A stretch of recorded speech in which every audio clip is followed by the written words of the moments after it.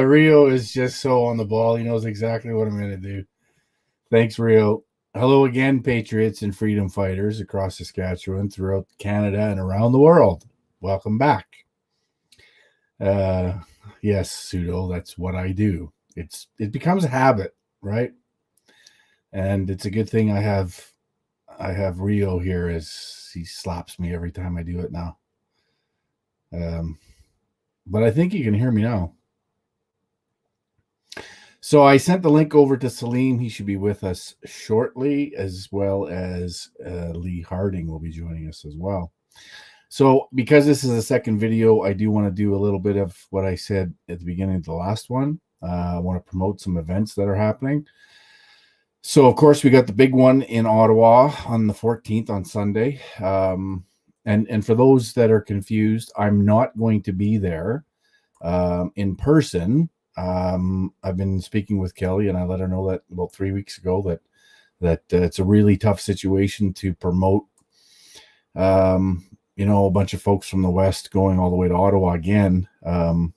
Just under the circumstances, it just wasn't going to work out, even for me personally. But I did commit that I would speak, and so we're going to work that out, and I will be part of it remotely. But looking forward to it. Hopefully they get lots of people. I guess the good folks in Quebec are going to be taking part. Steve Lartice has put some people together. And hopefully they get a really good turnout. She's got a great list of speakers that are going to be speaking there that day. So if you are in the area, if you're within a few hours drive or whatever, get your butt over there. It'll be a good one. My skull cap will not be attending. Thanks, Zed. And then we have out over on the west side of the country, we've got a huge convoy being put together for Kelowna, and there's folks coming from Penticton, Vernon, Salmon Arm, Kamloops, Vancouver, and probably other places that I haven't mentioned. And that's going to be happening tomorrow morning. There's a group meeting at the Flying J in Kamloops at 8:30 a.m. So be at the Flying J in Kamloops at 8:30 to meet up there. They're going to be going through Salmon Arm at about 9:30. So head on over to Salmon Arm and join in at 9:30. And they're going to be at the Weigh Scales in Vernon, outside of Vernon, at 10 o'clock. To meet, and leaving Vernon at 10:30 to be in Kelowna at 11 at the Home Depot in Kelowna is where they're going to meet. So if you are in the interior, if you're in Vancouver, if anywhere in BC, hell, even if you're in Alberta, and you can swing it, get over there, be part of it, it's going to be a big one. So that's cool. Then, of course, locally, we have a rally here in Saskatoon. I will be missing it, as well as RB will be missing it. We actually have a scheduled engagement, we'll call it, at a different location in Saskatchewan that we're not promoting publicly, but there'll be a good number of people there, and hopefully spread some information and get the word out in some other communities. So we're doing that tomorrow. So we won't be at the rallies here in Saskatoon, but we'll be having our own thing. So I wanted to get all that stuff out of the way, and I'm just going to check on my good friend Salim to see if he's getting. Why can't I see his name there?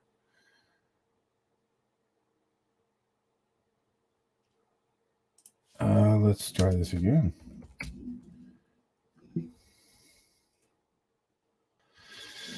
Yeah, it's there. Okay, so he's seen it. He should be here shortly, I would think. And Lee Harding as well will be joining us in this episode. So good discussion with Kristen Nagel. I'll definitely be having her on again. I like what she's doing. I like what they've done with nurses. So if you're a nurse and you're concerned and you don't like what you're seeing, and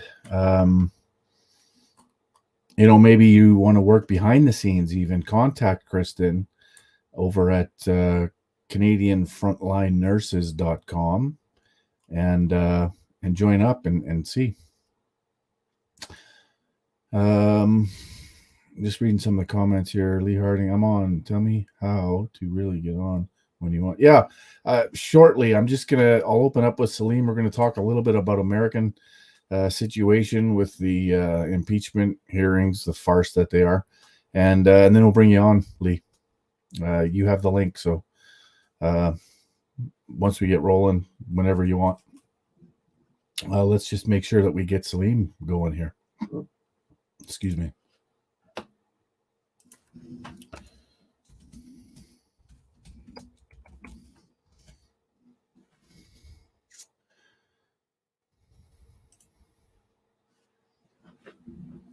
Let me see if I can track him down. Maybe he's having issues.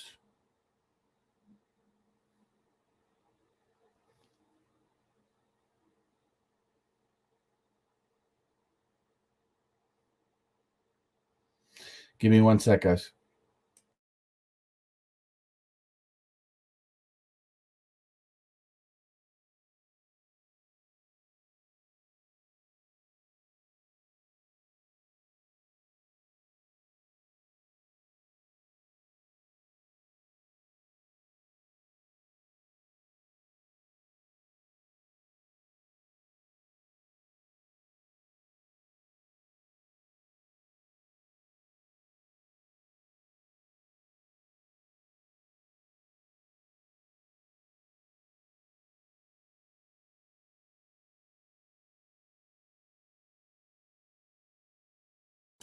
Well, I guess I'll just keep rambling on until we see Salim arrive.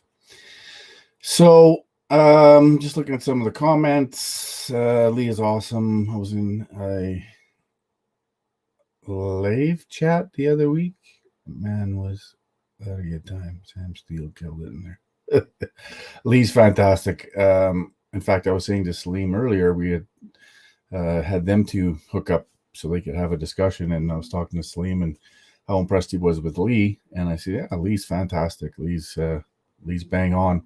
And I understand Lee is doing some, and we'll talk about this when he comes on, Lee is doing some contributing to Epoch Times, I understand. So that's fantastic.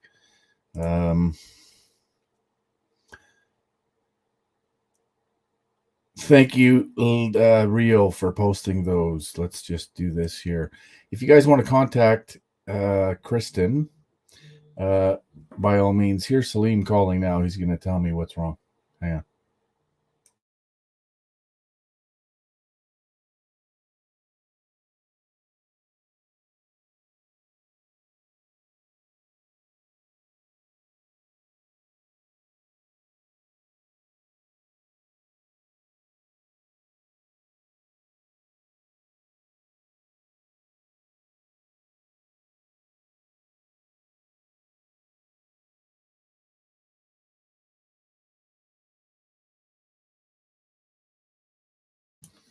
All right, I think we've discovered the problem. Salim will be with us shortly, and we'll get into it.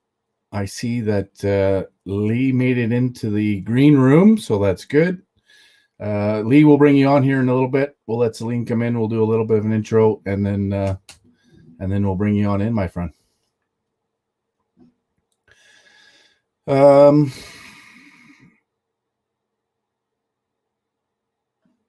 I haven't seen any double masks yet either, but I'm sure they're out there. I'm pretty sure they exist. All right, so here is my good friend Salim Mansur. Hello, Salim. Good evening, sir. Good evening. I think I may have sent you the wrong link, because if you were in the green room, it was probably the other studio. It happened, my friend. Yeah, it happens. Of course, it happens a lot with me because I'm, tech stupid. You're juggling quite a few things. Yeah, I got a few balls in the air on this one. So, how are you? I'm good. I'm good. So, The world may be going crazy, but I'm trying to keep level. yeah, the world is going crazy, but I think, Salim, I think it has to.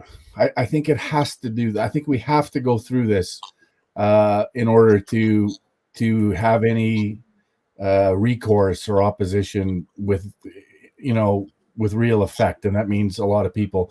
And I think we just have to go through all this nonsense to make sure enough people get it and understand what's happening so we can oppose it.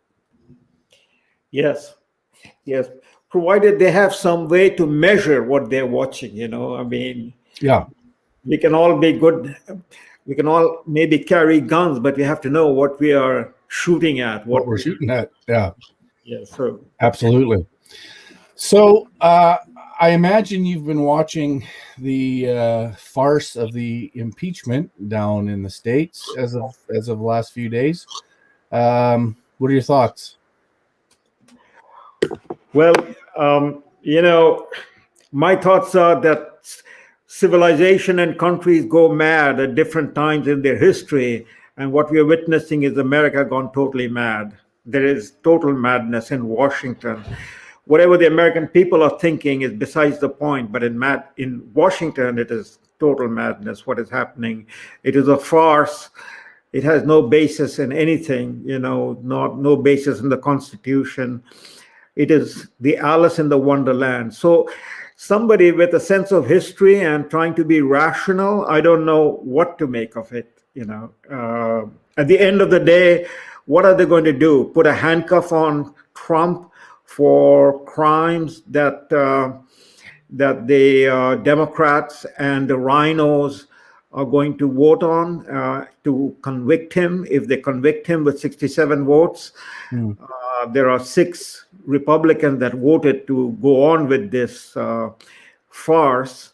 So if 6 Republicans have voted for the farce, then all you need is 11 more Republicans to join them. And then they can convict the president, put handcuffs on him. I don't know where they're going to send him. The French and the Allied forces, after the Napoleonic Wars, sent Napoleon after Waterloo to St. Helena, the little island in the Atlantic Ocean off the coast of Brazil. I don't know where they will send, where they can send Donald Trump. I mean, there used to be that island prison, the famous one, Alcatraz, yeah. In States, San Francisco, which is now a sort of a museum piece. Maybe they could send him there. You could send him there. Maybe he could do some sort of a live stream from Alcatraz.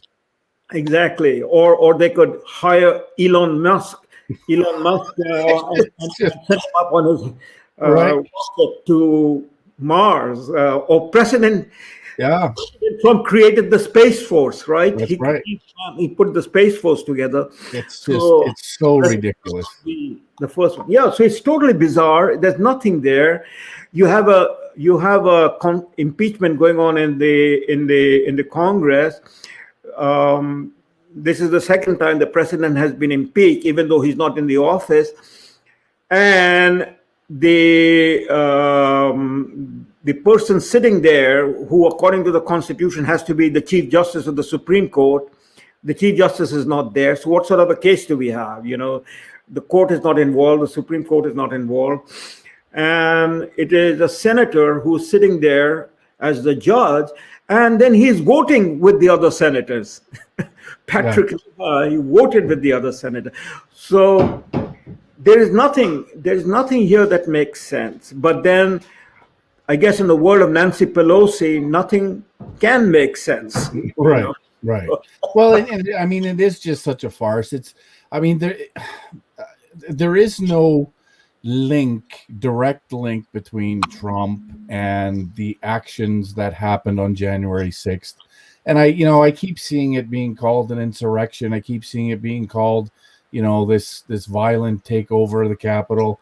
I mean, it's all just, and even on the right, they call, these conservative channels like Fox and others are sort of buying into the hysteria, but there's really nothing there. I mean, we've seen his video that he gave where he encouraged everybody to just, go home, be peaceful. Even in his speech, he was saying, peaceful protest. So there's nothing there, but again, it's the left, it's the Democrats, it's living off of perception and narrative that they create, and instead of reality. And one of the witnesses was our great prime minister. The clown in chief, Justin Trudeau, was presented as a witness against President Trump. That I didn't know. I didn't know that. This is the first I heard of it. Yeah. Oh my God. He was one of the the term is, one of the guys, the Democrat presenting the case, the manager. That's the term, the manager. Yeah, right. Yeah. The 7 managers. I don't know which one it was, but cited giving the character of Trump. That he's bombastic and he is aggressive and can be. And he testified. And Justin Trudeau was given was taken, his words against Trump was taken as an example.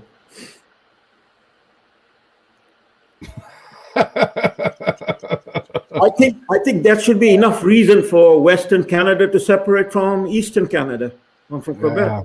Yeah. It's just, it's all so crazy, Salim. It just really is.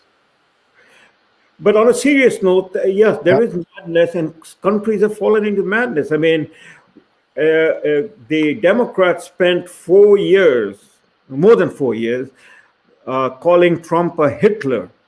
Well, I can't sit here and educate the Democrats on history, but for us, Democrats and the mainstream media calling Trump a Hitler for 4.5 years, and then the people who are now behaving totally mad are representative of what happened to Germany. Germany was at the heart of European civilization, the Renaissance, the Enlightenment, the Reformation.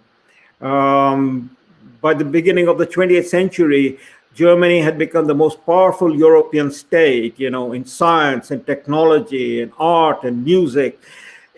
In just about everything, Germany was the leader. And then very quickly, it descended into madness. 2 world wars created by Germany, and the second world was total madness when Hitler came to power. So there it is. If the Democrats want to talk about Trump as Hitler, they are the ones who are totally mad, who have turned America completely mad, and that's what we are witnessing. It's madness. And the rest of the world is wondering, can America come back? Will America come back? I mean, even those who were not very open and embracing of America must be wondering, leave alone the Chinese, because America is now becoming just a clone of China under the Democrats.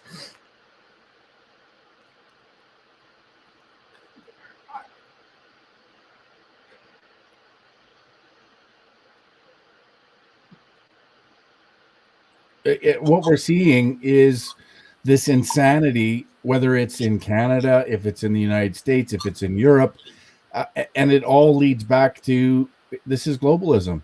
Everything is upside down, everything is backwards, and it's all in line with the globalist agenda. And so that's what we're seeing. I want to bring in Lee Harding and let Lee give us his opinion on what he sees in the States in relation to this farce of an impeachment. And then I'd like to move the discussion more to Canadian politics and where we're at. So let's bring Lee in and lend his perspective into things. Hello, Lee. Hi, good to see you, both of you. And it was great to have the opportunity to talk to Salim. Thanks to you, Mark. So it's a pleasant surprise to see us all together here. I have not been looking at the impeachment all that closely. I believe it to be a farce. I've seen some of the comments from Trump's lawyers, which seem to be a bit underwhelming. I don't think he feels good about the way he's being represented. But this is just it's completely ridiculous, really, because either he is not the president and they're trying to impeach someone that cannot be impeached, or in some secret jurisdictional way he is the president, Right. and they are really trying hard there. So this is a sham, even from its very concept, let alone what we're seeing take place in terms of a character assassination through the words of foreign leaders. I mean, this is a joke, and it's a sick one at that. It is, and it does make you wonder, because you obviously you've seen and heard some of the discussion that there is this secret government, that Trump is sort of still president, and all of this sort of gives credence to some of that discussion, because you're impeaching somebody who isn't even the president anymore. How is it even possible? Oh, you know what? We are in clown world. I mean, when Salim talks about how this is the end of, that civilizations go through this stage, I mean, this is the madness stage. This is really bizarre. I mean, we can even talk about where media has gone. Certainly, you knew a soft left bias was in the media, but you could get both sides of an argument. They weren't really going to necessarily out and out lie. Right now, if you watch CNN, it is just a propaganda wing. I cannot believe it. And even as someone who contributes to the Epoch Times, I could hardly believe some of the things that are said about Epoch Times. I mean, a far-right publication and this and that. And, I guess if we're far-right next to them, it shows you how far left they went. Yeah. Well, Lee, it's a real pleasure to meet you here in this format. I mean, Mark pulled the trick up on me. I did not know that Mark was bringing you on, but that's delightful. I mean, the conversation we had the other day was just wonderful. So it's nice to see you, my brother. Well, I feel the same way about you. And the best quotes, I think, were the ones that made the Western Standard. That just went up about 2 hours ago, because Epoch Times had the things you said, along with 3 other commentators that I talked to. And I thought the real zingers made the Western Standard article. So I hope everyone on this thread will go and watch that as well. But basically, Salim said some very true things about the Conservative Party, its lack of conviction. And, full disclosure, I mean, all 3 of us here ran for the PPC in the last election. But as the main alternative to what's going on right now, it's not very encouraging to see a government or a Conservative Party that just stands down on every issue where political correctness might be at play. And you need to have at least a bit of pushback or principle that you are standing on, because, as Salim put in better ways than I could, liberal light is not going to cut it. Well, I think that's really prevalent and should be shown to every Canadian now, and the proof's in the pudding. There is no opposition, right? Presently, we have no opposition, whether it's federal or even provincially. I know in Saskatchewan, we have no opposition. It's either we want tyranny or we want really hard tyranny. There's no opposition in Saskatchewan, and federally there's no opposition. It's the only thing that Conservatives can seem to muster is criticizing the government because they can't get the vaccines soon enough, and that's what they rest their whole case on criticizing them over that. But what about the lockdowns? What about the freedoms that have been stomped on that nobody talks about, our politicians or the media, except us? Well, I have to think that somebody's talking about them. Salim, I'll let you talk about them now. Well, I just want to make a comment that we don't have, what was it, opposition, you said? I would say we don't have a government. We, neither in Ottawa nor in our provinces, what we have is prison keepers. And we Canadians have become, prisoners in our home, in our cities, in our towns and villages. And we are being run by capos. I mean, where is it ever in the history of any civilization, unless we go back to being completely morbid, that earning an honest living can be a crime? I mean, where is it that, what has happened to us? I mean, we can keep on putting the data point, but at the basic root is that if I cannot earn an honest living going around where I live, then what am I and who am I? And that's what we have got down to. I mean, this shutdown has been a deliberate destruction of the economy, and that is of people to make an honest living. Yeah, we definitely need to keep a healthy esteem for work. And I know, Mark, that you've had some disagreements with John Gormley, and I used to too, on the question of a new stadium in Regina as well. But one thing John Gormley said, there was a former NHL player, it came to light, was working at Tim Hortons. And John Gormley came to his defense. He says, we esteem work here. And we should not be thinking that, oh, this man is at the end of his rope. Look what has become of him. He's working at Tim Hortons. So we should not think that at all. And I agree with Salim that we need to esteem work, whether it's Dolly Parton singing 9 to 5, which somehow apparently that's had a backlash. I mean, I think this is just propaganda. This is a Marxist clown show, and this is an effort to destroy Western civilization. I know that may sound over the top to some people, but when you see these articles that make no sense and wonder, well, how could people think like that? Well, maybe they don't. Maybe this is being put out with an intentional farcical kind of agenda, because there's no way that even some of these loony people can really think that this makes sense. Although, I don't know, some of them seem sincere. They kind of surprise me. It's interesting that you bring up Gormley in this discussion. I think it's very appropriate. You know, I used to, for a lot of years, I would say about Gormley, there's almost nothing I disagree with him on. And he has moved now. I haven't moved. My values have stayed the same. But he has moved within his platform and being dragged over by, obviously, the Sask party, I think, and the Conservative Party, I think. They're pulling these people along with them. But every so often I'll see or I'll hear John revert back to his values.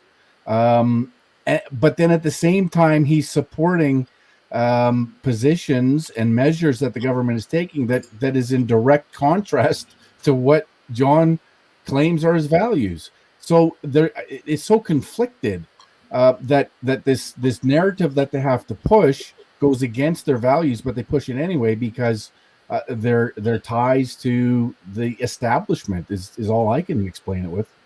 Well, certainly, and also, I mean, it's a show where if you've got listeners, you want them, and certainly the left-wing voters out there, I don't know how many are listening to his show, they want even more than what the Sask party is doing. I mean, I think Canada's getting a crap sandwich and Saskatchewan's getting a crap sandwich with cheese. I mean, at least it's not quite as bad of a tyranny here, but I really can't speak for John, but you know, even the politicians that want to do something more reasonable than what's going on, they're in a lot of a bind too. We've had, I guess, 3 in Ontario that are former Conservatives that are now independents in their provincial parliament. But again, you know, you have to make the choice to leave. I mean, Salim was forced out, and you and I, Mark, made choices to run for the PPC because it aligned more with our values and what we saw becoming of the Conservative Party. But again, it's a concerning situation when our media and political establishment has gone this way and how things have changed so fast. Absolutely. Salim, I might want to say one thing, and then I'm going to give you the floor to share your wisdom. But Lee, you're 100%. And so what I'm seeing, and I had this discussion with somebody yesterday, fairly influential individual here in Saskatoon who's reached out, and I'm more than happy to have a discussion with. And we were talking about leadership, and there just is no leadership in this country right now. And we are in a position and at such a critical point in our history that we need leadership, and it's just not there. somebody needs to stand above this. Somebody needs to be able to stand. This is what they're elected to do. Like Mo was elected to stand up and lead and actually tell the truth and quit, buying into the narrative and speaking to fit the narrative established by the media, the prevailing narrative, the public opinion. Sometimes a leader has to step outside public opinion and say, you know what, here's the truth. And you should consider this when you're making decisions, even if it's politically risky. Salim? True. By the way, can you hear me? Am I muted or unmuted? I'm okay? Yes. What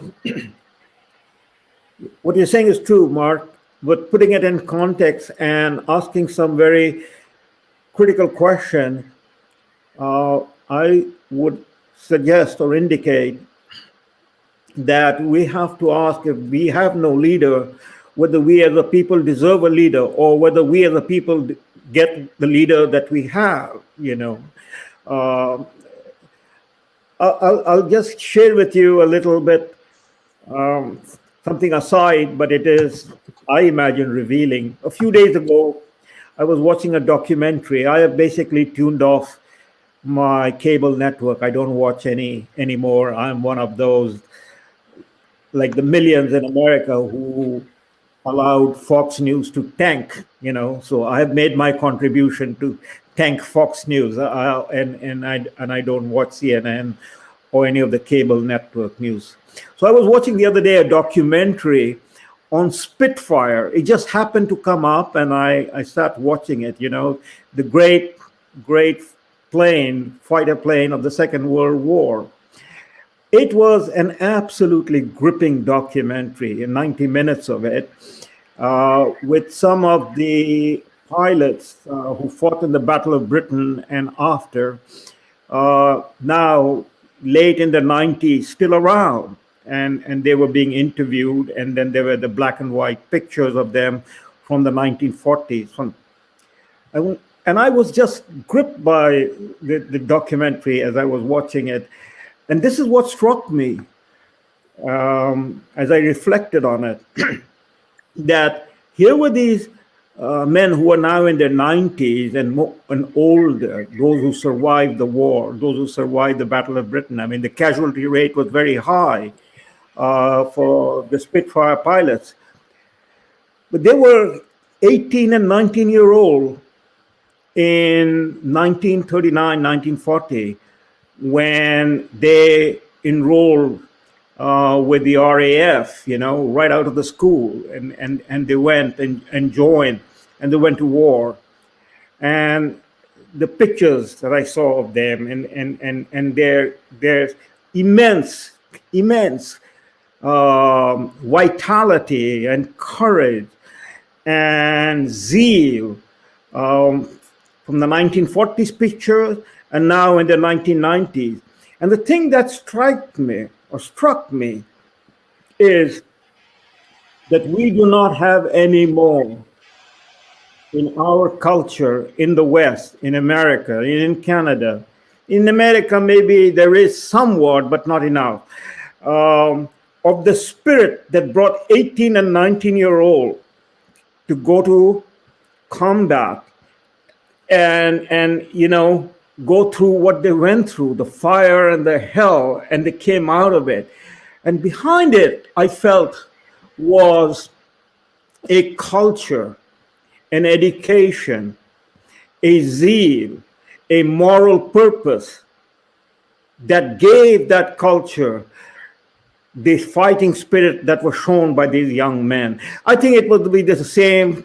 One could make the argument on the other side that those who were defeated, the Germans and the others, they young men also went out with the same sort of spirit and so on. But the point I'm driving at is, in our culture today, the war is now 80 years and gone. It's a whole new history that has evolved in the West. What has happened, especially in North America, in the United States and Canada and Western Europe, the evolution and the change that has happened has dissolved the culture that gave it cohesiveness and pride and dedication, and standing up. And so these 18 and 19 and older could rally behind, say, an old man like Winston Churchill, or a man who was on a wheelchair like Franklin Roosevelt, and go across the ocean, and do what was demanded of them without, batting an eye. I don't want to glorify war, but I'm trying to say that what it is about the culture that will stand up and fight for the country. And we began with talking about America, what is happening right now, what we're watching in Washington. How is it that the people in America can take this clown show and say that this is the flag that we stand up for? In fact, it's the opposite. You have these billionaire sportsmen, you had the Super Bowl, you had the NBA. I mean, you had Mark Cuban of the Dallas Maverick and Texas, saying that they will not have any more national anthem in their game, and so on and so forth. I think that's where we have arrived in the West. There are a whole other reason of how we have arrived in the West, but we have arrived in the West where the elite have walked away from their responsibility. That is the dedication. The elite is responsible for the society. That's what makes elitism. Elitism is not having, like George Bezos, $300 billion in your bank account. It is your dedication to the people who made you what you are. We don't have any elite. In 1990s, Christopher Lasch, who's dead and gone, one of the great American thinkers, wrote the book, which in a sense is now, and there are so many others that were written, but Christopher Lasch comes to mind since I'm talking about elite. His book was called The Revolt of the Elites. He was 30 years ahead of his time. He pointed out that the elite in America has become totally narcissistic and has gone away, is no longer responsible for their country, no longer responsible for what they have inherited and that they're going to defend and build upon. And I think that's where we are. That's why we don't have leaders. Not only in Ottawa, but just about everywhere. When you go to the school, when you go to the universities, when you go to the media, tell me, is there anybody? I can't think about anybody in the media that you can look up to and say, this is the guy I want to read on a regular basis. I just don't find that. I mean, I loved one man in my 40 years and 40 years of university life and so on. I've been in Canada almost half a century now. Canadian, this is my country. But the man who I came to love and became friend, and he befriended me, was George Jonash, who died a few years ago. Lee, I'm sure you know George. Yes. You must have read George. I got to know him. He wrote the foreword to my first book. And I used to wait to read him every week, twice a week. But there is no one now that I care to read. Salim, I think it's, and you say this, I think you may have coined the phrase, at least promoted the phrase, that politics is downstream from culture, and you're 100% correct. But here's my argument to that, and to where we are right now in Canada and in Western civilization, really, is this narrative, this perception, this culture that has been sort of pushed on the greater culture and greater society. All of it is built on perception. It's built on vanity. It's built on superficial, principles. If you can call it superficial principles. It's built on a swamp, and I don't think it has staying power. In fact, I think it's relatively easy to turn the direction our culture has gone back to values that actually mean something. Freedom, liberty, justice, prosperity, equality, actual equality.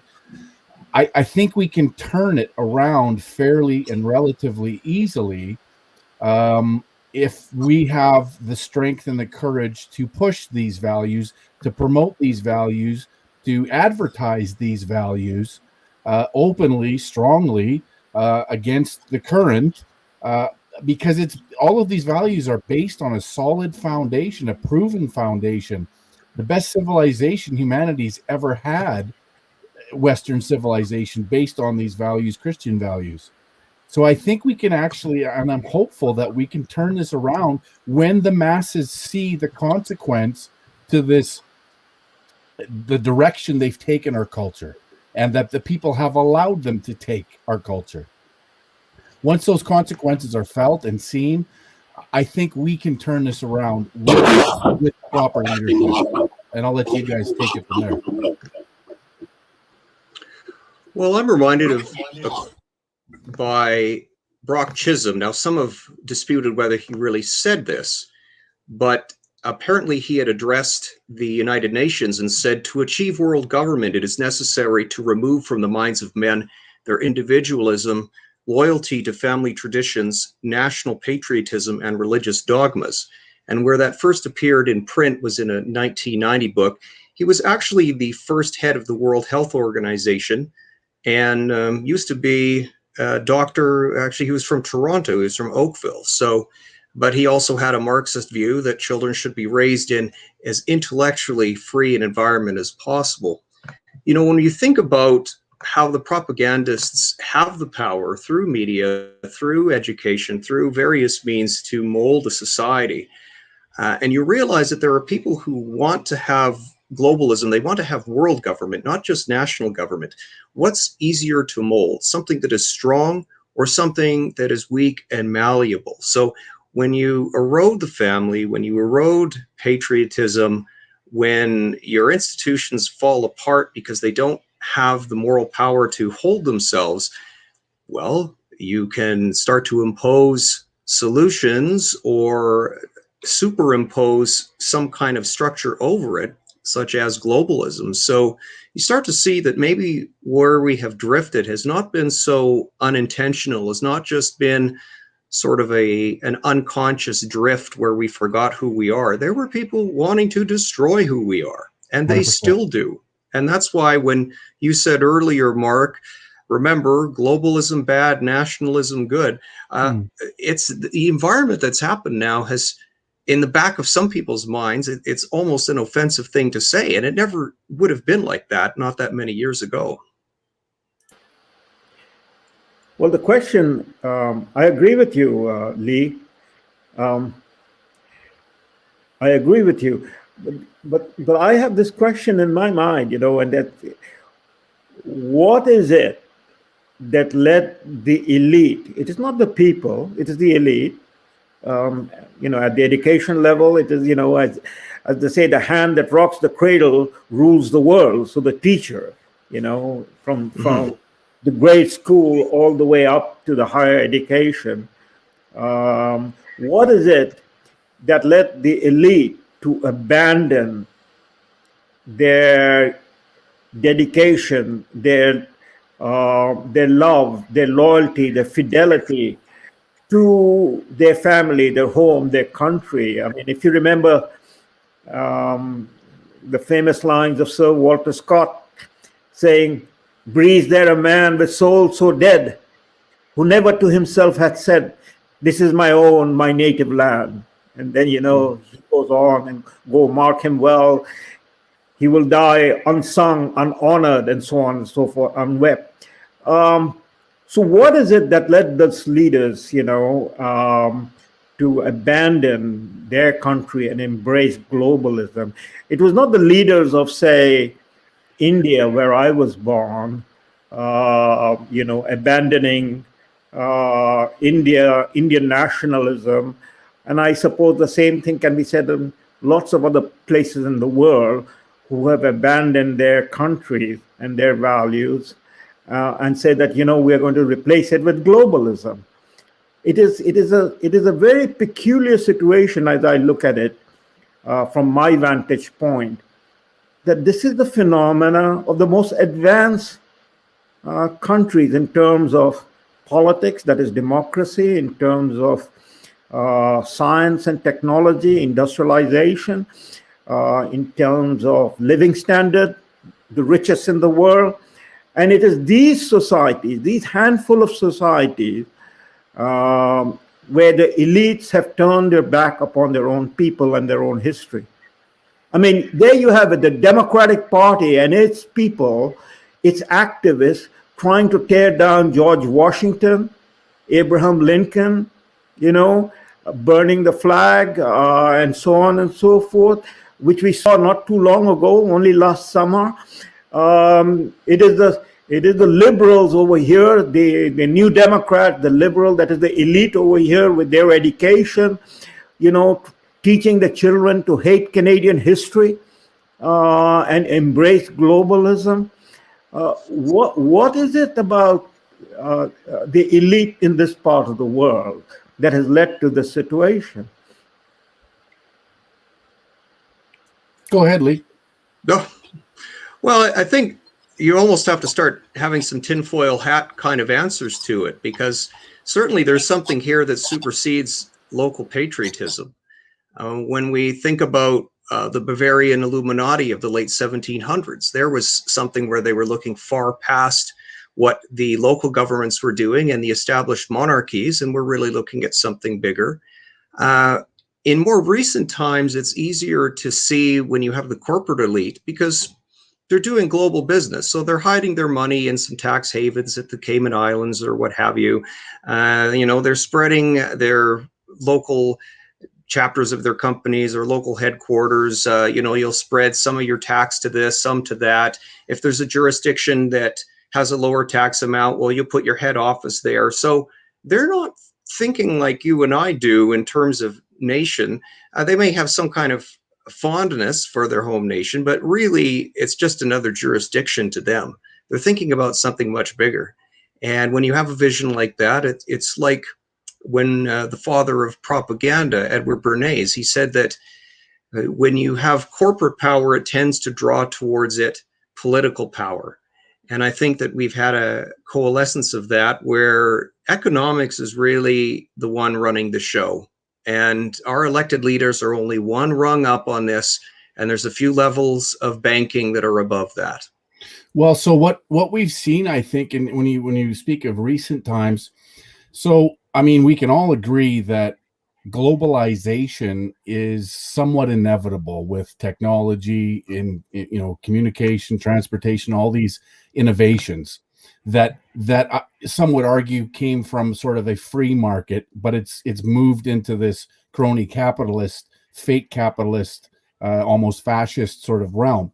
And so when we make the distinction between globalization, which is the economy of the globe getting smaller, the globalists, I think, hijacked that inevitability to then move into a governance model around, again, jumping on the globalization of the planet. So I think they saw the opportunity based on the inevitability of globalization to jump on it and move to a globalist, global governance model to push their ideas that, have been argued throughout history, but really put together in the late 60s through the Club of Rome and Rockefellers and Rothschilds and that. And I think they really took advantage of the globalization. Mm-hmm. Well, you talked about the Rockefellers earlier in your last interview with the nurse from London. And the Rockefellers bought the land upon which the League of Nations and later United Nations was. So in some ways, they were already putting their money towards that as being a vehicle. And when I believe it was Aaron Russo, who's the late filmmaker, he died maybe 12, 13 years ago, but he had talked to Nick Rockefeller and they had a number of frank conversations. Before he died, the filmmaker talked about them. And, he'd made some predictions that turned out to be true. And he said, well, where's all this going? Like all these wars and all that, like, don't you care about the people? And Nick said, why do you care about the people? Care about yourself, care about your family. Oh, okay. So one day there was a party and he says there was women present. And he said, Nick says to him, why do you think we funded feminism? He says, we did it so that we could get the woman out of the house where we could tax her income, and we could get the children at a younger age. The woman would look to the state for her provision instead of the family, and the children would look to the state as their family because we get them at a younger age. So he never really thought of that. So, but he says to him, okay, well, where's all this going? All this war, all this stuff. He says, well, you know, what's the end game?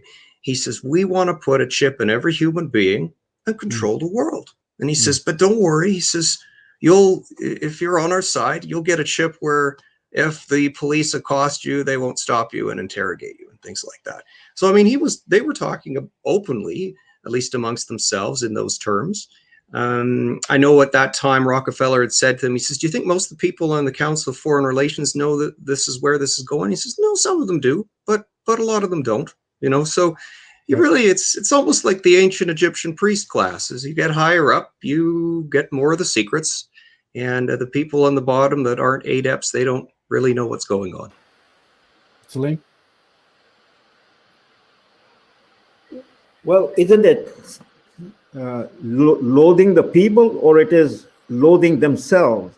Because whatever is at the end of the day, the Rockefellers, the Bill Gates, the Warren Buffetts, and so on and so forth, they're after all born in America. They're Americans in that sense of the term. You know, they were not born in China or Japan or India or wherever. You know. So they were born in a culture that is in a context which, you know, one can easily put into time and space. So yeah, they're American, and yet, as you describe and as we know, these are the people. And you have Justin Trudeau talking about it. You know, we have no culture, and so on and so forth. So what is it that brings them to do this or to say this, you know, and to abandon? I mean, and create a situation where we now find ourselves adrift. That is, the people, they're adrift. They're totally adrift. I mean, if you get into actual numbers and look at the numbers, we can see where we are headed and in which direction we are headed. I mean, when there was a sense of belonging and a sense of, therefore, responsibility, dedication, patriotism, and now we have leaders, or we see as leaders, or we appoint as leaders, who basically glorify the idea that they do not belong here anymore. They don't have any attachment to this place anymore. They don't have any loyalty to the values, the custom, the history, the tradition of the land of their birth anymore. What has brought that about? I mean, that's to me the most puzzling situation that we have come to in our time. The thing about Trump was, not to get too abstract, where Trump stood, despite, I mean, here you have it, I mean, Rockefellers and Trump. Trump comes from the billionaire class, and we talk about people who betrayed their class. So Trump, in that sense, betrayed his class, the billionaire class that surrounds him, and that basically took him down. He was fully, in that sense, in identity with, in loyalty with. I mean, there was no, at least in my reading of the situation, there was no sense of hypocritical action. He loved Americans, he loved American, and the Americans loved him. I mean, I haven't heard, I've watched presidents going all the way back to Nixon. When I arrived in North America in my early 20s, late teens, Nixon was the president, and I went through that phase, watching him daily as the quagmire of Watergate became deeper and deeper. So from Nixon to Trump, I watched president, and I've never heard anyone crowd yelling, we love you, as they did with Donald Trump, So here was a man who gloried in America. his country, his patriotism, his flag, his music, the Union speeches, the State of the Union speeches that he gave, some of those lines were almost poetry right out, I felt, from the pages of Walt Whitman, It was so beautiful. And yet the elite that destroyed him, the entire corporate media, without any exception. I mean, Fox basically demonstrated where they are, So it was the globalist media.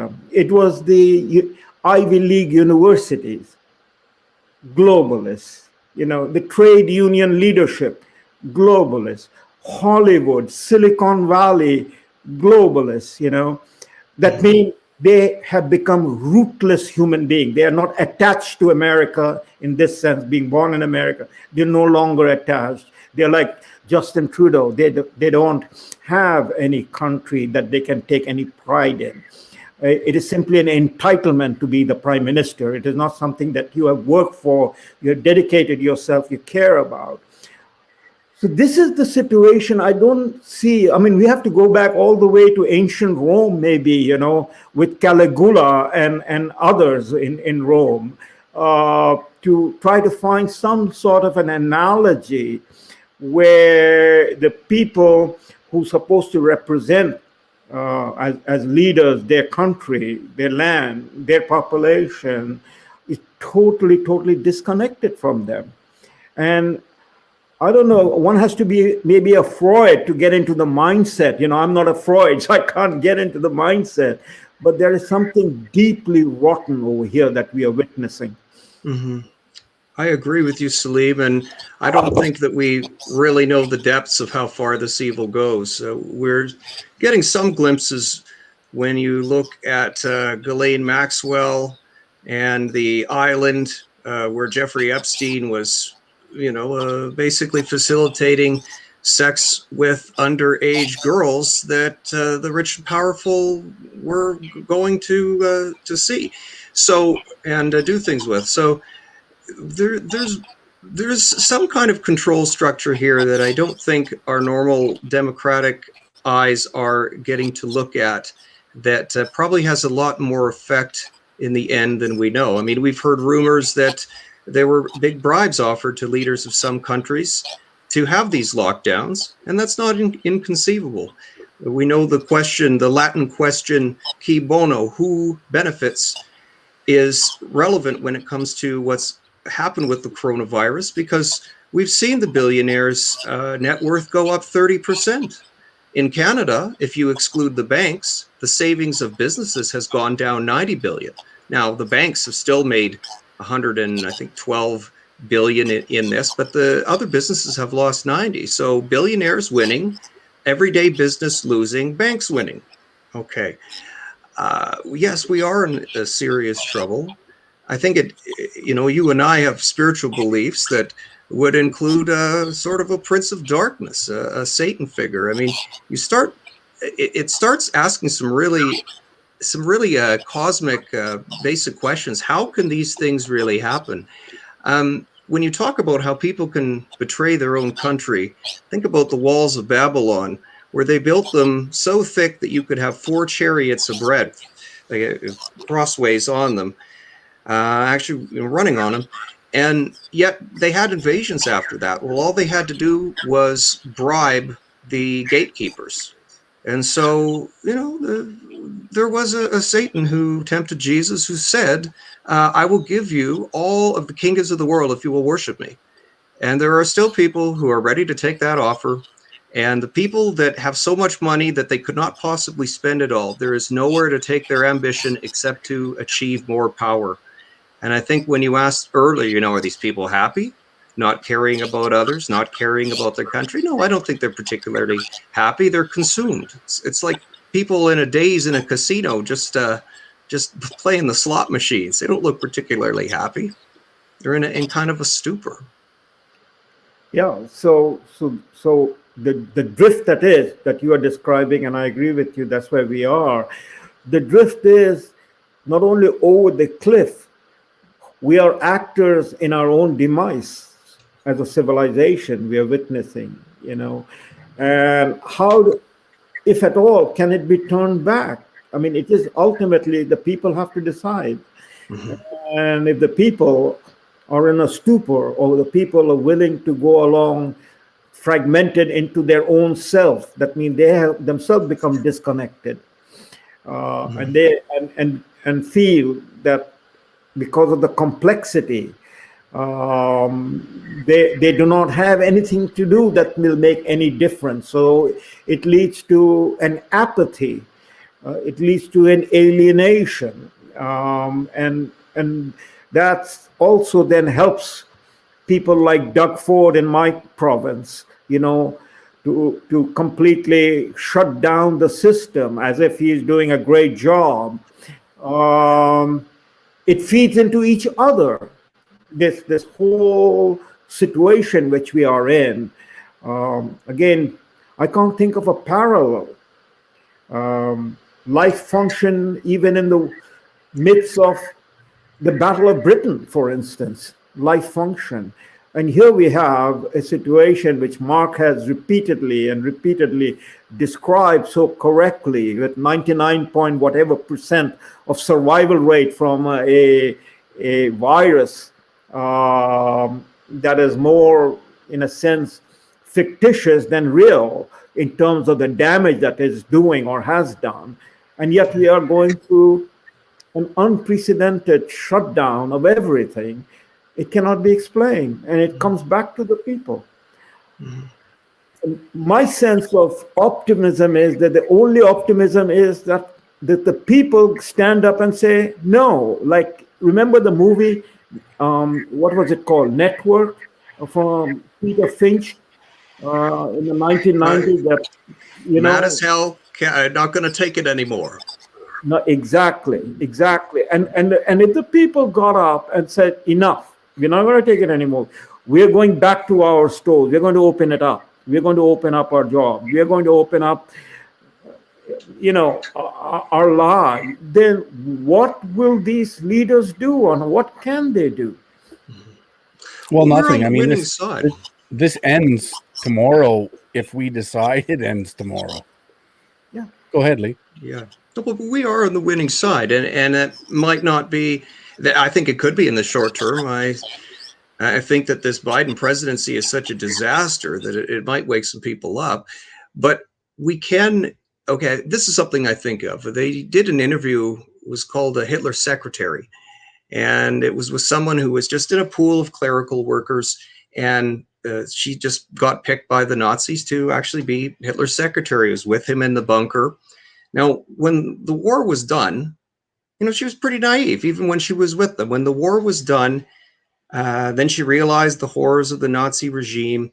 And then she saw this monument in Berlin to a woman who had spoken out strongly against the Nazis. And she looked at this and realized this young woman was the same age as me when she was saying these things. She saw it. How did I not see it? And it was only at the end of her life that she was even beginning to forgive herself. This madness that is coming, even if it results in some kind of global government and oppression, it's not going to last. And the ones that were resisting it, opposing it, are going to be the heroes of the future, no matter how it turns out. So whatever difference we can make, let's make it. It's a bit like when you look at, I guess, The Lord of the Rings, which was actually Tolkien kept having a dream throughout his life of a wave that came and just went over the whole world. And it was part of his inspiration for the whole story. But you have there some people that, against odds, really do change everything. But, there's a statement by Gandalf that the good that is done by everyday people in everyday situations really holds back the tides of darkness. So I think John Wesley had a quote where he said, do all the good that you can whenever you can to as many people as you can. And it's like Patton said, once a man's done all he can, what else is there? So my fear is, Lee, and I completely agree with you. I agree 100% that at some point we do win. At some point, the people, after all of the consequences that we're going to go through and all the dark times that we're going to go through, and we will, because it's going to take those dark times to wake enough people up to oppose what's happening. My only fear is, the communists were able to achieve a lot of what they wanted to, that equates to over 100 million dead. The Nazis were able to accomplish a lot of what they wanted to accomplish with millions, 10 million dead. And so we've seen this historically. We might be in a bit of an advantage in these times with technology and our ability to communicate, as stifled and censored as it is. We may be able to form that opposition sooner before it gets to that point. I'm hopeful, but I'm also fearful that it's at how dark it could get before we actually turn the lights back on. Well, I like what Salim said about Churchill. I mean, London's getting bombed, and he's saying, "This shall be our finest hour." We need some of that. Right. And I agree that these World War II vets, boy, if you can still find them, talk to them. I mean, I just talked to the last veteran in Moose Jaw, and he said he was sitting in school in grade 10 in Saskatoon, and he said, "Gee, maybe I should join the Air Force." And I mean, what different times? I mean, I got a daughter in grade 10. I don't think she's sitting there thinking, "Gee, maybe I should join the Air Force." He missed his brother by just a few days, who was stationed over there. His brother was shot down over France, and so he never got to see him over there. So it is a very special generation, and we should cherish that. And I think that's one sad part about another thing about Corona and the vaccines that seem to be taking down the elderly who receive it as well, is that we're losing that generation, and we're losing their wisdom, their values. We talk about Aboriginal culture that was destroyed. Western culture has been under a conscious destruction for years, and it too has been done through the schools. And yet people don't realize that irony sitting in their university classes.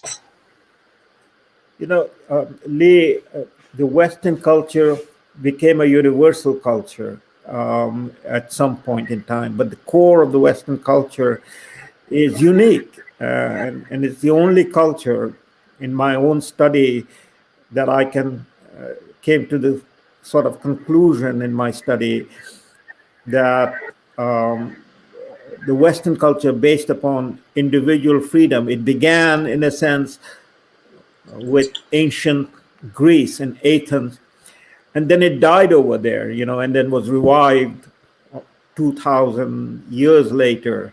Over 2,000 years later in Europe, particularly in that corner of Europe, which is England and the Netherlands, say around about 1600.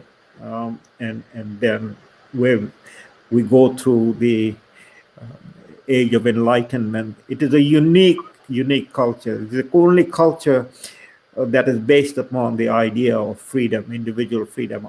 I set aside the issue of religion, Christianity and so on. I set it aside. It's individual freedom. No other civilization. I mean, Chinese, Indian, any of the Middle Eastern, none is based upon the idea of individual freedom. It's all collectivist. And this is what is being given up readily by the people who inherited the civilization, who was born in civilization. They are giving up the notion of individual freedom. This is a sense of it, and an understanding of it is what it is so heartbreaking,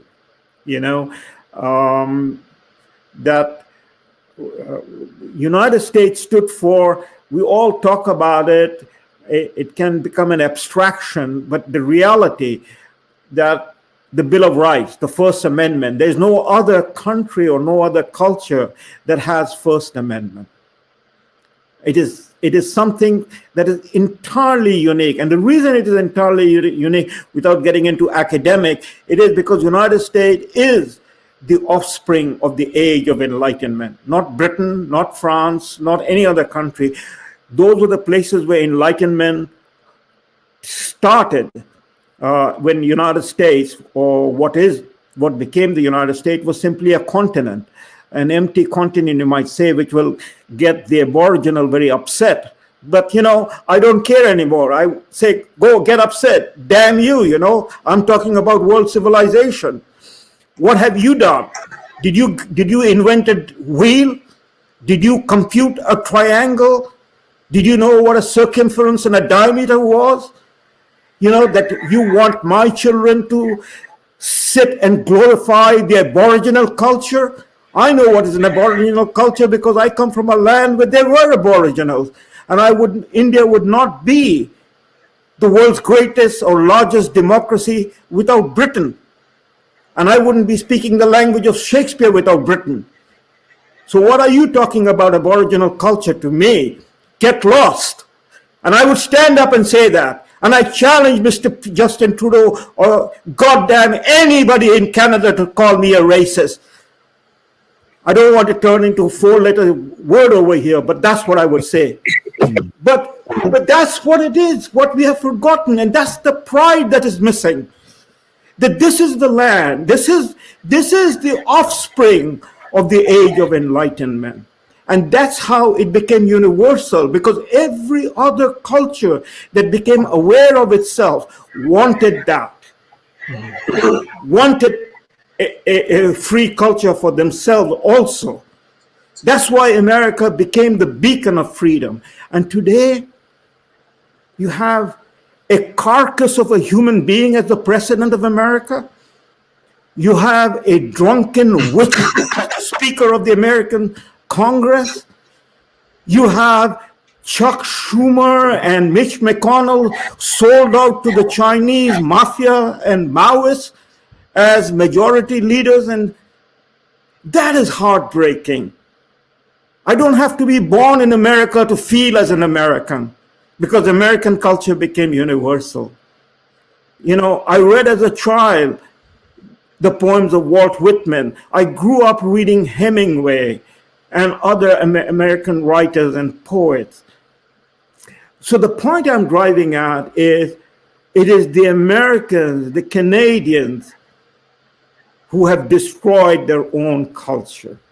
And something that nobody wants to talk about, it has been made into a taboo, is the manner in which open door immigration policy was used to destroy America and destroy the culture of freedom. And that's what is happening. And nobody wants to talk about it.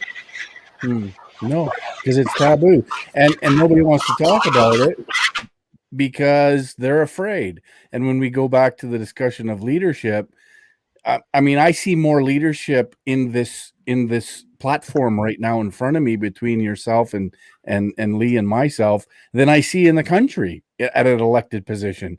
Nobody is willing to risk their position in life or in politics to speak about what needs to be spoken about and what needs to be heard and what needs to be said to revert us back to this great culture that, as you said, comes out of the Enlightenment. That's where we come in, and that's where we have to lead, and that's where we have to have the courage to stand up to the press progress when they write a hit piece on you, or STBC writes a hit piece on Salim, or any of the mainstream. What Salim is saying is nothing to do with racism. What we're talking about when we talk about immigration has nothing to do with racism, but that's their default position, to degrade us, ridicule us, shame us, and to create the fear so we shut up because they know we're right. Well, again, if you look at a level above the people that are trying to come to Canada themselves, if you look at a globalist perspective, it's much better to have everyone just living everywhere, not having any sense of allegiance to any local area, because, again, it's just more malleable. There is no sense of difference. And when Don Cherry can get fired from Hockey Night in Canada on Remembrance Day for saying that immigrants should wear poppies, we should know there is a serious problem here. When Stockwell Day can be fired from our public broadcaster because he said that Canada is not systemically racist. We're in a deep state of decay here, and the worst diseases are the ones where the body is turned against its own self. There's some people, just to bring this full circle to your first hour, that think that the mRNA vaccine will do just that, because what they're all designed to do is to make the body cells produce the spike proteins, which are basically the keys that a virus uses to get in. Ostensibly, that makes the immune system go after the viruses that also have the spike proteins. But if it gets to the nucleus of the human body's own cells, well, it could, that RNA strain could modify the DNA.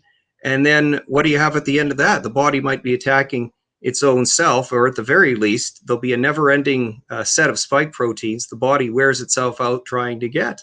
So this is another serious thing, and it's very hard. It's just like what JFK talked about in his speech to the press in 1961, where he said that America stands alone against a monolithic conspiracy that uses infiltration instead of confrontation, that uses guerrilla warriors by night instead of armies by day, and has amassed a vast amount of resources. And this is what we're always up against. Communism was only one aspect of that, although I must say that in China, it is manifesting today. And it wasn't because of working for Epoch Times that I realized what the threat of China was. It was actually through looking at Yuri Bezmenov, who took the name Thomas Schumann and defected from Soviet Russia to Canada in 1970, where the things he was talking about, what communist tactics were, are the same ones. I see them again and again with what China's doing. The playbook is old, and they're still playing it because it works. Well, and just to expand a little bit on when you're saying that essentially they want to destroy the nation state because it makes everything so much easier to deal with, and they use all of these catchphrases like diversity and inclusion. It means the opposite. Really, what they want and what they're trying to achieve is this monoculture on a global level, managed and governed from this enormous central government. And so the breakdown of Western civilization, of course, is the primary focus. And then, of course, as you say, you enter in with the Chinese having the enormous influence that they have, moving this model, this globalist model, into a social credit system, a communist system, with the convergence of fascism. I mean, it's a nightmare to see how far along they've gotten even to this point, and how far they're going to get in the near future, at least. Salim? Yeah, but the flip side, Mark, we mustn't obscure, and that is, look, the Japanese, for instance, or the Korean. Leave aside the Chinese; they are about 1/5 of the global population. I mean, it is incredible. If you add China and India together, that is over 3 billion people in a global population of somewhere around about 7.5 billion people. That's almost, 40% of the world population is in two countries, in population terms. But in terms of nation states, say Japan, as I mentioned, or Korea, or any of the Middle Eastern countries you might take into name them, or Turkey, or African countries, Nigeria, South Africa, Egypt. None of these countries are trading their identity for this amorphous, ambiguous abstraction called global identity. None of them are. What is happening is that their weakness as nation states, not Japan. Japan is the third or the fourth largest, biggest, important economy in the world. But for most of the third world countries, there's 195 or 96 countries in the world, members of the United Nations. So over 100 of them are basically in a situation where we might call them approaching failed state status, that is, unable to meet the requirements of their people in terms of what is understood to be the global standard. And in that sense, they need the redistribution, and they need some sort of a governance and some sort of a support. And where will that come from? Well, the UN is stepping up into that breach and has stepped into that breach to provide that. But where will the resource come from? Well, it will only come from the G7 countries or G15 countries.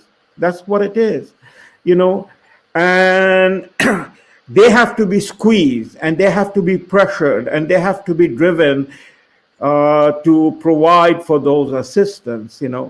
Well, most of these countries have provided for the assistance. We can go into numbers and talk about it, but since the end of Second World War, the amount of support in dollar terms that these countries have provided is huge, is immense. It has been computed somewhere in the neighborhood of over $3 trillion that have been provided for. And the result is that those countries that have been on the receiving end of it have not lived up to their own commitment to rise up to the occasion and bring about the changes that is necessary, that they can themselves become productive and responsible and in political terms, democratic and accountable, etc. They have failed to do that. Africa is a continent that lies devastated. Parts of Latin America, South America is in similar situation. But globalism as global governance, as global culture, none of these countries are, making that exchange. The only country, ironically, that is engaged in making that exchange are Canada, New Zealand, Australia, even France is not doing that. Germany is not doing that. They have Euro Union, but you tell a Frenchman and a Frenchwoman to abandon their identity of being French for something called Nigerian or Senegalese or, Ivory Coast, they will laugh you out.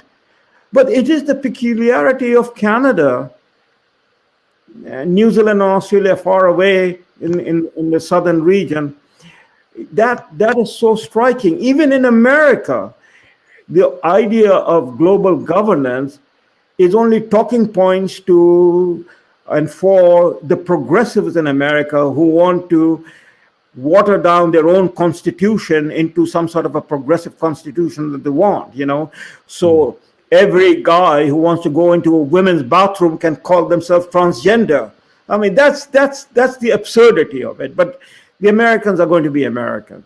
But it is in Canada, that is where we are in this situation that is mind-boggling, and it is going to get worse as the numbers we see that is happening. Canada is about 37 million people. When you look around Canada and you look at the population and you look at the land and you look at the resources, the global elite wants to trade Canada for this globalist identity so that they can feel very important themselves, And to do that, they have to completely dilute and dissolve Canadian history. The people who built Canada dissolve it. And that's exactly what is happening. And that's the taboo subject. With this, let me end. Your part of the world, that is Canada, Saskatchewan, Manitoba, your population is, if my numbers in my mind is correct, is barely over 1 million people in each of the two provinces, right? Then you have the Maritime, the population of the Maritime, Nova Scotia, and New Brunswick, Newfoundland. Each of these provinces is less than 1 million people. And then you have Ontario, which is where the bulk of the population is around about closing in on 15 million. And again, if my memory serves me correct, this government, its projected figures for immigration for the year 2021, 2022, 2023, according to their own document, is on an average just under 500,000. So in 3 years, they're going to bring in round about 1.2, 1.3 million people. That is legally. Illegally, we don't know what will be the numbers that will eventually add up. But according to their own document, it is about 450,000 annually. Now, where are they going to go? They're going to go into basically Ontario. And Ontario will grow as it has grown. I mean, the projected figure is from about 15 million now, just under 15 million. By 2022, 23, Ontario will be around about 18 million. Well, I don't see Italians coming to Canada. I don't see Germans coming to Canada. I don't see Dutch coming to Canada, Scandinavians coming to Canada. I see a whole lot of South Asian, Chinese, Middle Easterners, and Africans coming to Canada, you know? And that is what our elite will be catering to, stripping away whatever remains of Canadian history, Canadian politics, Canadian culture, to meet the need of multiculturalism. And diversity is diversity is diversity. That is the bizarre situation that we are in. And unless people have the courage to say enough is enough and we have to change course, we will not have a Canada by 2050 as we know it. We already don't have a Canada. And I would say, as a slogan, you talk about the Great Reset. Why not we adopt the Great Reboot? We want to reboot Canada to the year it was on its centenary and bring back our sanity. Let us do the cancel culture. Let us cancel the Trudeaus from our history, both father and son, and reboot the Canadian culture. Here, here. You got my vote. I like that. I did a column for Epic Times. Usually I don't do columns for them, but this was one exception, and I called it Canada's Dire Trajectory. It was published January 4th. And I talk about basically Canada in these 50-year segments where, yes, it was something after 50 years, then the taxes came in, then it became something else in 1967, 68. 68 was when Trudeau came in and brought his omnibus bill to change some things. And then we have the next Trudeau in our time where, again, all the things that we're talking about are happening. So, yes, we do need a reboot. We need a restoration of our values. There's a scriptural phrase in Isaiah that says, when the foundations are being destroyed, what can the righteous do? And the answer is to rebuild the foundations, really. And that's what we need to do. We need to emphasize those values. And in that column, I had 4 of them. I believe it was faith, family, freedom, and industry, work. That's what we need to do. And I talked about when my great-great-grandfather came to Saskatchewan to homestead, he could hardly find the place after he'd made the claim. He came back from Quebec. He was originally from England, brought his family. There were no markers. There were no trees, no roads, no landmarks. But these were people who said, the government doesn't need to do anything for me, except if you give me that land, I will do the rest. And that's why I think the ethic in Western Canada, that is a lot closer to our foundations or our recent history than it would be in Central Canada. The Maritimes have a different history. To some extent, BC doesn't have the same kind of homesteading tradition. So that is our political culture here. And that's why, well, we're the last bastion of what Canada was and what it still can be. And that's also why I pay close attention to what goes on in Alberta, because I think the forces that don't like that really want to tear down Alberta as well. When we don't have a resource sector, it's very hard for us to stay ahead. And especially with our education system is not doing our students a favor when it comes to math. And that's where all the high-tech future jobs are. You know, as in this whole attack on Western civilization, it is what it is. Canada plays a huge role in that, and within Canada, Alberta plays a huge role and is a huge target in all of that. You know, both of you guys, really, I think is a good place to end. We're at about an hour and a half. You both ended off fantastic words. We're so lucky to have you two fellas join us tonight and throw out your perspective. And I think we're all right. I think we're moving in the right direction. We need leaders such as you fellas throughout our country to stand up, stick your head above the sand, to be chopped off. It's going to be anyway. And we will eventually win. It's just a matter of when. So I just want to thank both of you for spending some time with us tonight. And Lee, I'm going to have you on more often. I love your perspective. You're a very articulate, intelligent fella, and you bring a lot to the table. So I appreciate you coming. And Salim, I mean, what can I say? You're, of course, our national treasure. So thanks again as well. Well, none of this would have happened without you, Mark. So really appreciate joining you and Salim tonight, and all of our great viewers who I've seen some of the comments. Thanks for everyone who sent greetings and for participating. We're all doing our part here. Let us set July 1st that all three of us, with all the other Canadian, meet in Ottawa and begin the reboot. Let's make that the slogan. Let's reboot Canada back to where we were in 1967. Thank you, sir. I'm in for that. Right on. Good night. Thanks, gentlemen. Good night. See you next time. Bye. Yep. Bye-bye.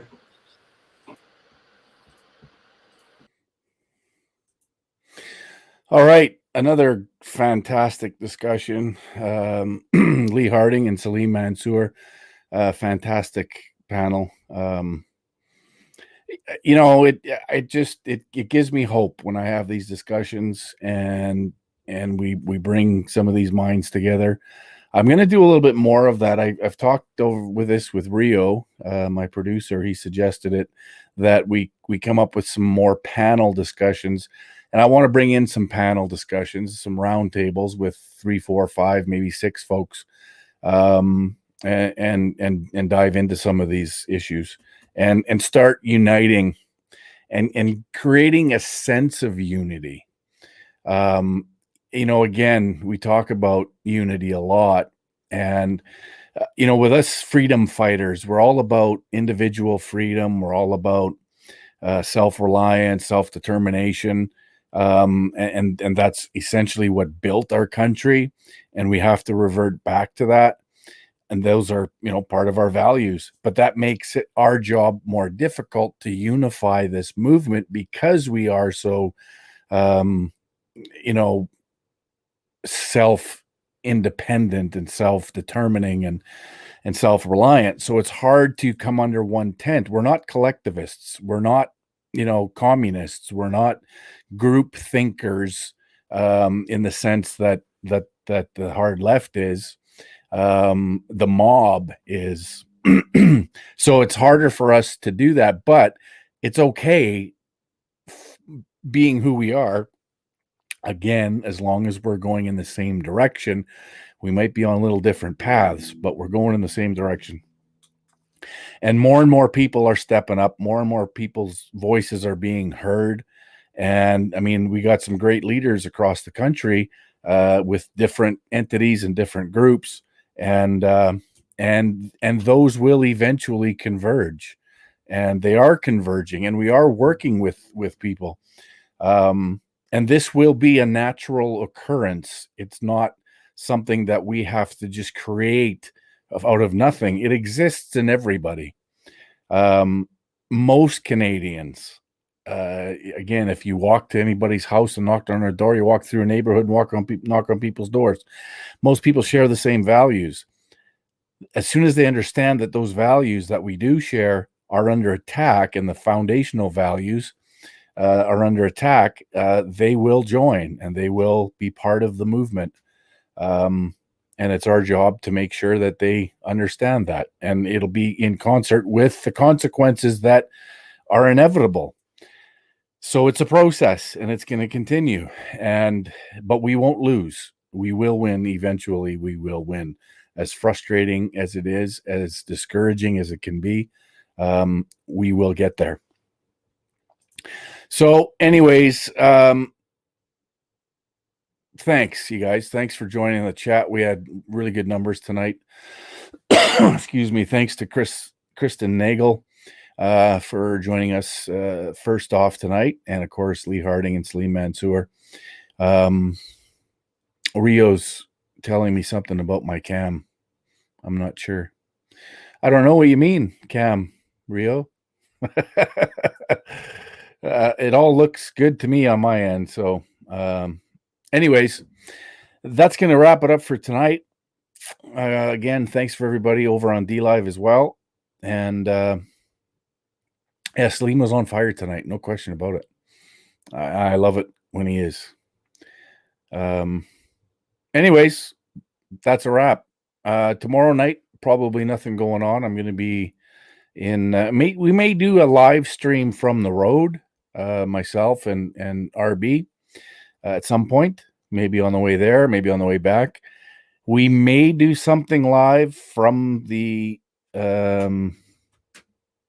engagement that we are going to be at. We'll see. I don't know.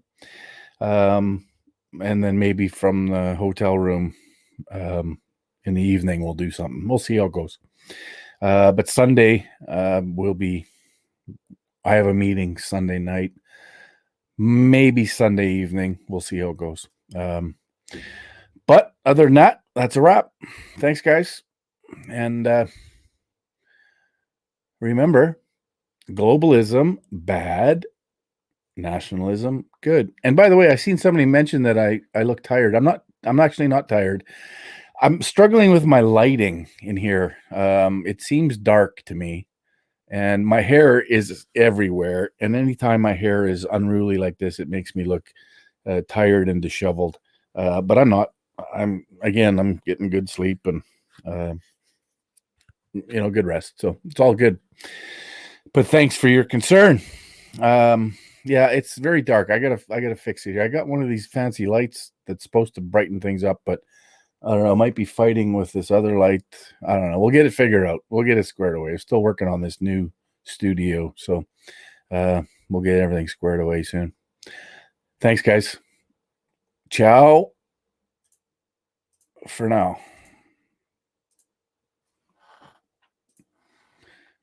And good luck tomorrow for everybody that's going to an event.